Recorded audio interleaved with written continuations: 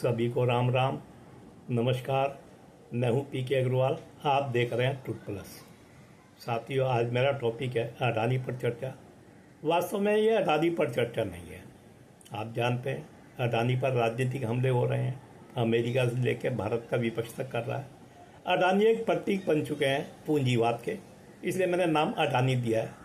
मेरी चर्चा वास्तव में उद्योग, व्यापार, धंधों आदि पर है। अब मैं आपसे एक सवाल पूछता हूँ। शुरुआत में अडानी से करूँगा और अंत भी अडानी पे ही करूँगा।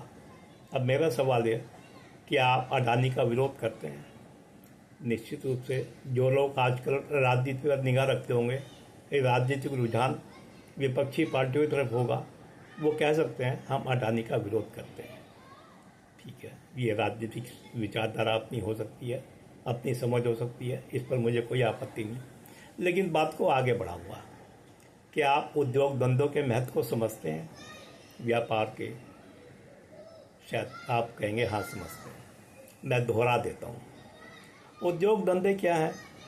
जब एक उद्योग लगता है तो वो भारत के रॉ मटेरियल का इस्तेमाल करता है। रॉ मटेरियल, कच्चा माल, जिसकी कीमत लगभग बहुत कम होती है, क्योंकि वो खदान से निकलता है तो मिट्टी के बराबर या मिट्टी से कुछ ज़्यादा उसकी कीमत होती है। अलग के सबके महत्व अलग होते हैं, वो अलग चीज़ है। लेकिन जब वो प्रोसेसिंग में जाता है, उसका कुछ उत्पाद बन के आता है तो उसकी कीमत बढ़ जाती है, बीच में रोजगार आता है। मैंने इस बारे में पहले भी एक प्रोग्राम डाला हुआ है, आप चाहे तो देख सकते हैं। फिर उसके बाद एक अंतिम उत्पाद भी बनता है, जैसे खदानों से निकलने वाले लो एक्स से हवाई जहाज भी बनते हैं, स्कूटर कारें भी बनती हैं। तो क्या आप इसका विरोध करेंगे? ये उद्योग जो बनते हैं ये देश में रोजगार उत्पन्न करते हैं। ये देश की सरकार को जीएसटी देते हैं।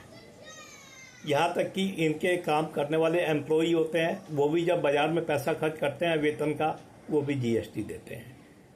और जो उद्योगपति है वो तो टैक्स देता ही है अपनी कमाई पर, चाहे वो कॉर्पोरेट टैक्स हो, चाहे वो व्यक्तिगत इनकम टैक्स हो, वो तो देता ही है। अब प्रश्न ये है, अगर आप अडानी का विरोध करते हैं या उद्योगपतियों का विरोध करते हैं या उद्योग के खिलाफ हैं, अगर आप महत्व को नहीं जानते तो आप क्या समझते हैं? क्या सरकारें सारे उद्योग लगा देंगी?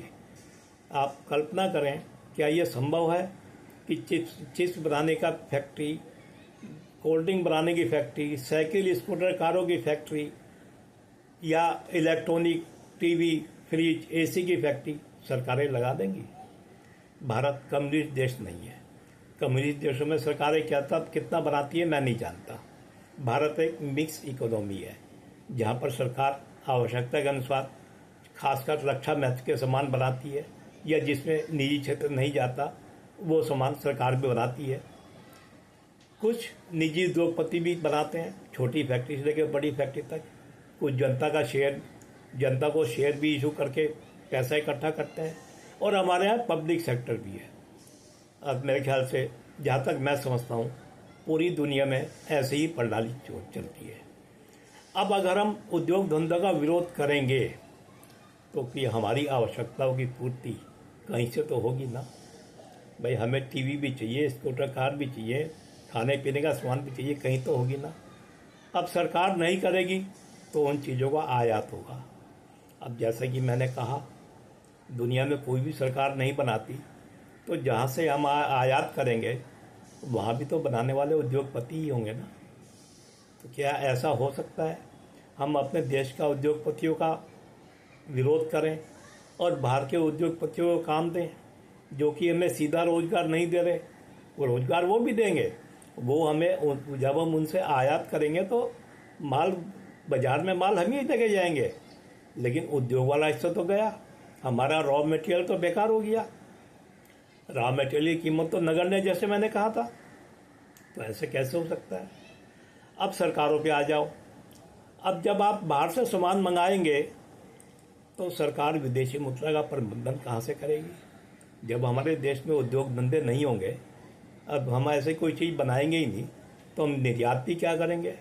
तो बिना विदेशी मुद्रा के हम आयात भी कैसे कर सकेंगे? इस बारे में भी आज सोचें।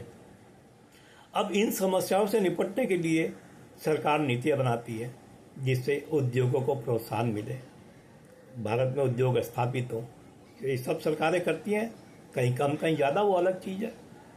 अब जैसे मोदी सरकार ने भी स्कीम चला रखी है कई उत्पादों के लिए, PLI, प्रोडक्शन लिंक इंसेंटिव, जिससे उत्पादन बढ़ रहा है। मैं यहाँ इस वीडियो में कैसे कैसे उत्पादन बढ़ा है वो आंकड़े तो नहीं दे रहा हूँ, कभी अगले वीडियो में दे दूंगा। अब सरकार अनुकूल नीतियाँ बनाएगी, उद्योग के अनुकूल, व्यापार के अनुकूल, व्यवसाय के अनुकूल, उद्योगपतियों के अनुकूल, तो फिर उद्योग भी खड़े होंगे, व्यवसाय भी खड़े होंगे, आयात निर्यात भी खड़ा होगा। ये तो आप मानते हैं ना। अब जब वो नीतियाँ अनुकूल होंगी तो सरकार उस पर किसी सीमा पर प्रतिबंध तो नहीं लगा सकती ना। सरकार ऐसा तो नहीं कर सकती ना कि इस समय के बाद उद्योगपति काम ना करें। भाई सरकार टैक्स तो लगा सकती है, चाहे वो कॉर्पोरेट टैक्स बढ़ाए, इंडिविजुअल इनकम टैक्स बढ़ाए, उस पर प्रतिबंध ऐसा तो नहीं लगा सकती कि वो विस्तार ना कर पाए। अब उस अनुकूल नीतियों का सहारा लेकर करोड़ों के देश में एक अडानी भी निकल जाता है, अंबानी भी निकल चुके हैं, टाटा बिरला भी बन चुके हैं, और भी सारे उद्योगपति होंगे जिनके हम सब नाम नहीं जानते होंगे। उद्योगपतियों का विकास तो ऐसे ही होता है ना। अब ऐसा ना, पहले कोई अपने क्षेत्र का उद्योगपति बनेगा, फिर जिला स्तर का बनेगा, फिर राज्य स्तर का बनेगा। हम उसे कब जानेंगे? जब वो राष्ट्रीय स्तर पर उसका नाम आना शुरू हो जाएगा, और जब राष्ट्रीय स्तर का बन जाएगा तभी तो अंतर्राष्ट्रीय स्तर का बनेगा वो। क्या हम भूल जाते हैं कि हमारा ही इकोसिस्टम जो आज अडानी का विरोध कर रहा है, यही इकोसिस्टम बिल गेट्स के का महिमा मंडन करता है? क्या हम भूल जाते हैं इस बात के लिए? तो आप सोचें, अडानी का विरोध करना अपनी जगह है।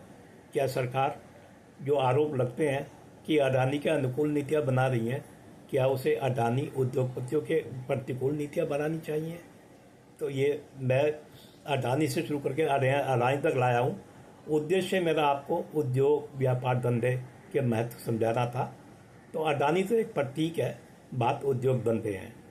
बाकी इसका राजनीतिक पक्ष क्या है, कभी मैं इस पर भी एक प्रोग्राम कर दूंगा। तो वीडियो को लाइक करें, शेयर करें, चैनल को सब्सक्राइब करें। फिर मिलते हैं अगले वीडियो में। धन्यवाद।